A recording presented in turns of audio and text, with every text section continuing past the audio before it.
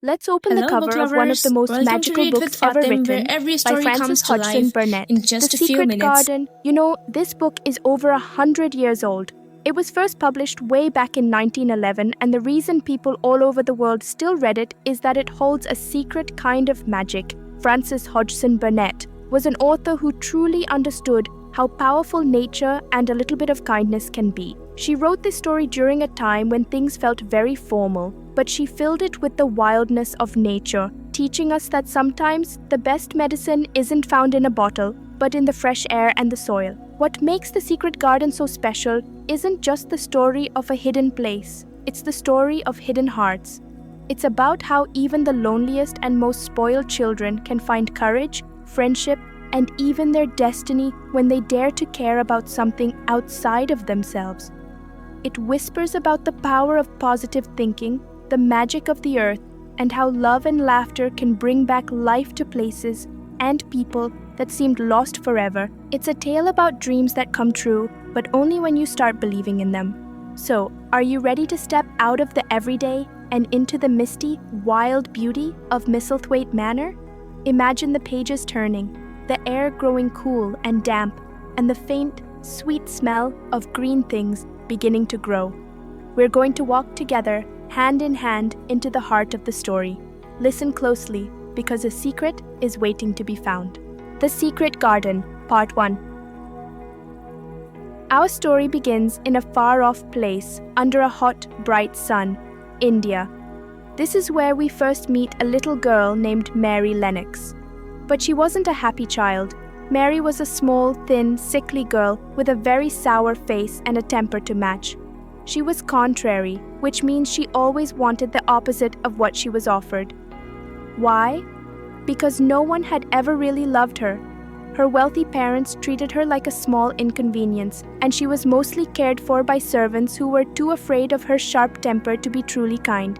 Mary grew up feeling unloved and unloving, a lonely little thing even in a house full of people. But then, everything changed in the blink of an eye. A terrible sickness swept through the house, and in the space of a few dreadful days, both of Mary's parents were gone. Suddenly, the little girl who had no one was sent across the vast grey ocean to live with her only surviving relative, her mother's brother, Mr. Archibald Craven. This meant moving to Misselthwaite Manor in Yorkshire, England. Imagine the complete change. From the bright, hot clamour of India, Mary found herself plunged into the middle of a massive, gloomy, ancient house on the edge of a windswept moor. The manor was a huge labyrinth of a place, full of long corridors, dark furniture, and hundreds of closed rooms. It seemed to sigh with a deep, old sadness. Her uncle, Mr. Craven, was hardly ever there, and when he was a bent, shadowed man with a sad face and a crooked back, hidden away by his own grief. He gave Mary the strictest instructions. She must amuse herself and never bother anyone. The housekeeper, the stern but proper Mrs. Medlock, ushered Mary into this new, strange life. It was here that Mary met Martha Sowerby, the young maid who was assigned to look after her. Martha was different. She had rosy cheeks, a direct, honest way of speaking, and came from a bustling cottage full of 12 people who loved each other very much. Martha spoke about the moor, the fresh air, and simple things like spring flowers and baby lambs. For the first time, Mary heard the word common used not as an insult, but as a description of ordinary, wonderful life. Martha's cheerful chatter was like a small window opening in Mary's dark, closed-up world. Martha encouraged Mary to go outside, to explore the endless stretches of the moor. The air there was cold, sharp, and smelling of damp earth and growing things. It was a completely new smell, a completely new feeling. As Mary started to walk, forced by boredom and curiosity, she began to notice things: the wind tugging at her coat, the call of the birds, the endless curve of the horizon. She even started to find a little bit of appetite. The exercise and the fresh air began to work a slow, gentle magic on the Mistress Mary, quite contrary. Her pale face began to get a hint of colour, her thin arms gained a little strength, and her sour expression softened just a tiny bit. It was out on these walks that Mary heard whispers of a place, a garden, a very special garden that had been locked up, sealed away, and forgotten for 10 years. It was Mr. Craven's garden, and ever since his young wife died there, he had ordered the door to be buried and the key hidden. It was a secret place, a mystery, a whisper of a tragedy that haunted the very air of Misselthwaite Manor. And suddenly, for Mary, finding this secret garden became the most important, thrilling, and necessary thing in the world. This garden, which no one was allowed to see, became the focus of her every thought, a beacon of curiosity in the endless grey gloom. It was the first thing she had ever truly wanted to find, and the wanting of it was already beginning to change her. The Secret Garden, Part 2. Mary's solitary explorations continued, driven now by this burning curiosity. She was making friends with the only creatures who would have her, the robins. One day, while walking in the walled gardens near the forbidden area, a friendly, plump robin redbreast hopped close to her. It was pecking at the soil, and as it did, Mary saw it, a small, rusty object half buried in the freshly turned earth. With a gasp of excitement that made her heart leap, she bent down and picked it up. It was a key, an old, important-looking key, the kind that might open something very, very secret.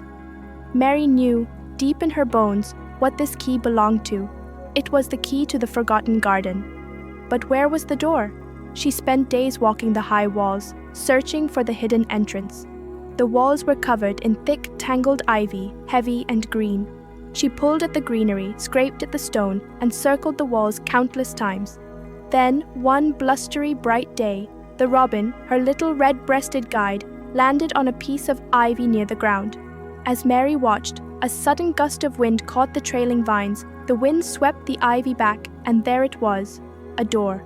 Not grand, not obvious, but a plain, old green wooden door, almost swallowed by the plant life. Trembling with excitement and a kind of fearful joy, Mary fitted the rusty key into the lock. It clicked. She pushed the door open, stepped through the small gap, and the door swung shut behind her with a soft click. She was inside. The secret garden. It was like stepping into a beautiful, wild dream. The garden was a tangle of green things, rose bushes, creepers, and trees all intertwined, growing in a wonderful, confusing mess. It wasn't tidy, it was wild. Everything had grown up, over, and through everything else, reaching for the light. But beneath the chaos, Mary sensed a quiet, living presence. She walked slowly, breathing in the scent of damp earth and old wood. She noticed things she had never noticed before.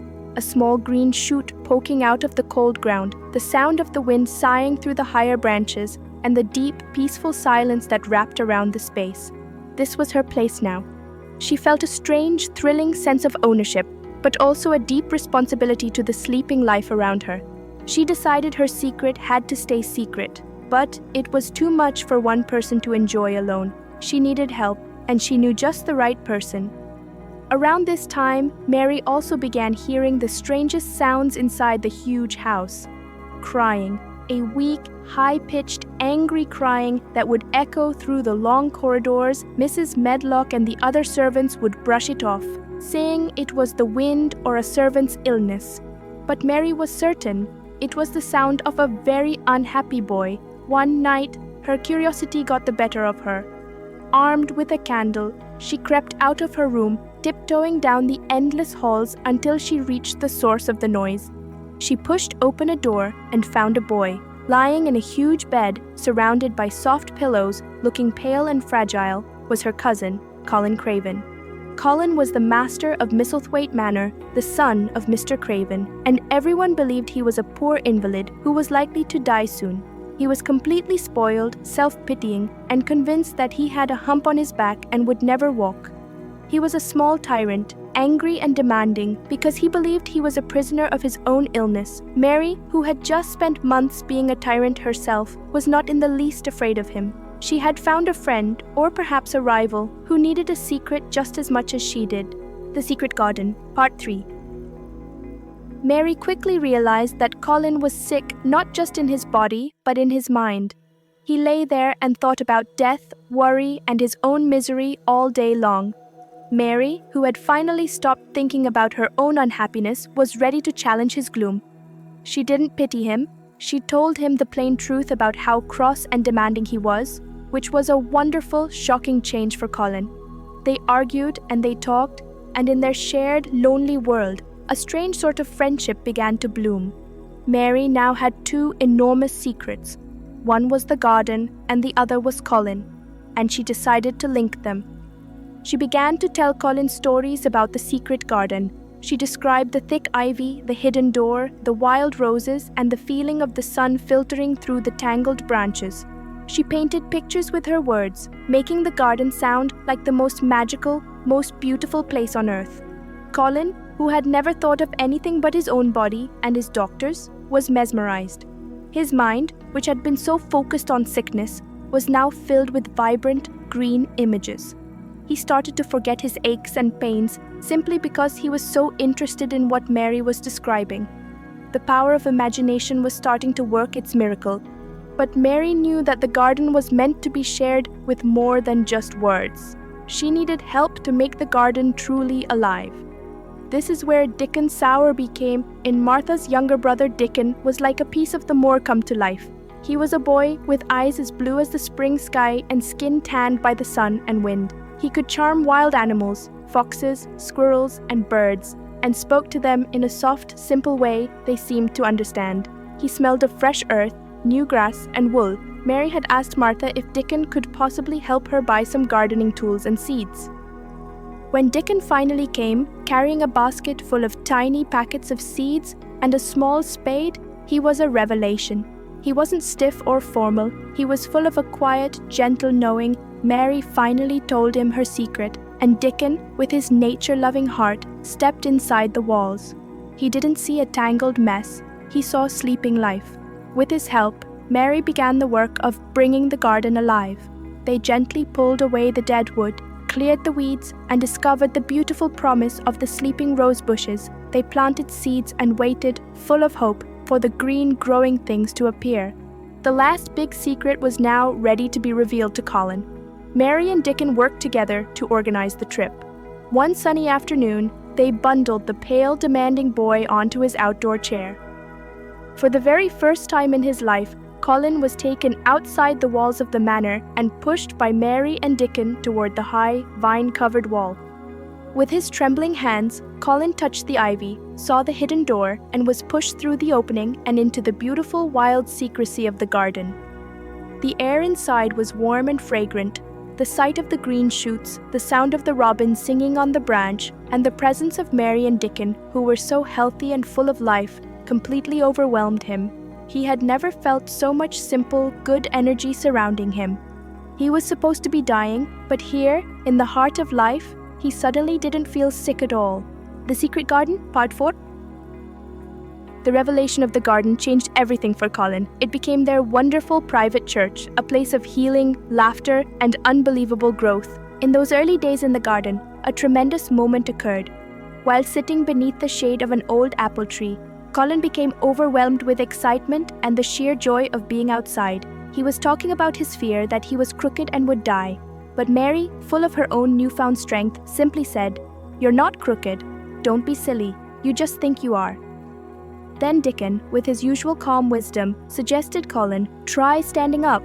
Colin was terrified. He had been told all his life that he couldn't walk, that his back was weak, that he would fall. But the energy of the garden, the sunshine, the smell of the earth, and the sheer confidence in Mary and Dickon's eyes gave him an electric jolt of courage. He felt his legs, which had been weak for so long, suddenly fill with a secret, wonderful strength. With a great trembling effort and a sudden burst of determination, Colin stood up, and he didn't fall. He stood tall. He felt the sun warm his face, and he even managed to take a step, then another.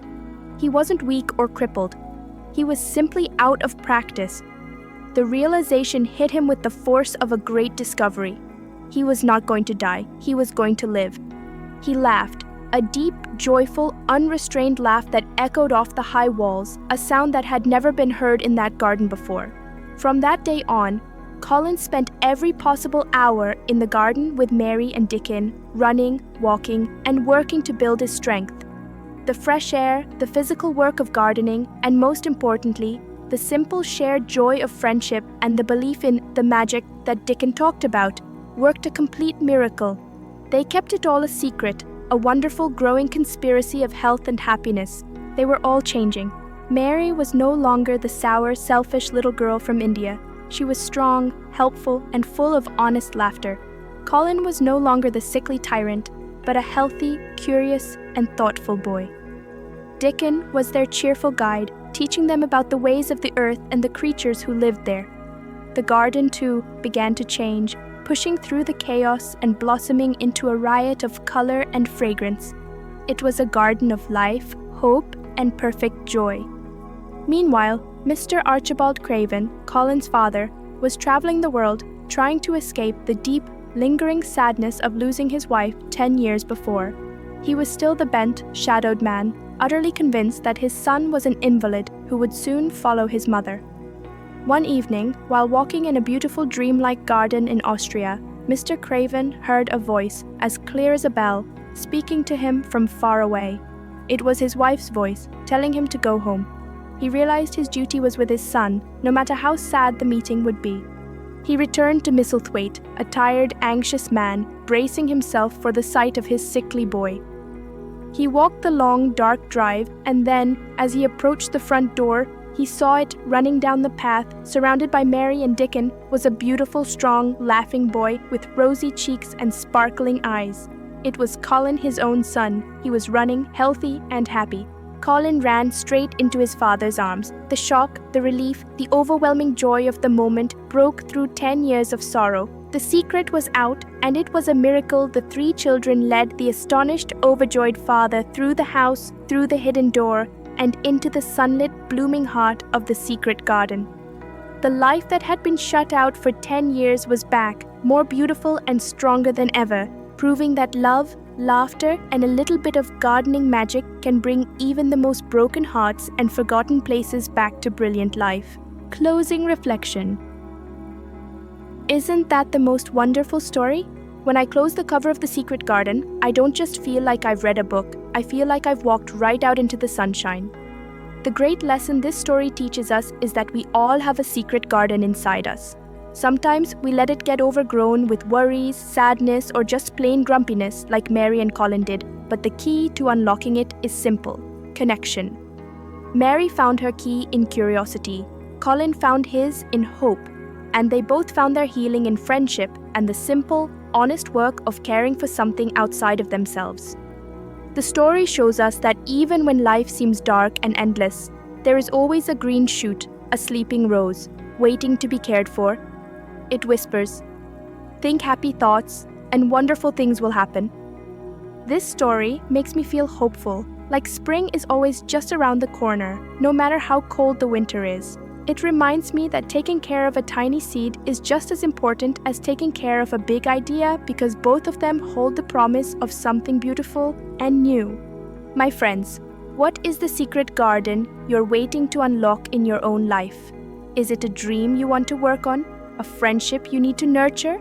A little bit of kindness you want to plant in the world? Find your key, push open the door, and let the magic in. Thank you so much for reading with me today. Remember to be brave, be kind, and keep reading. I'll see you soon. Bye for now.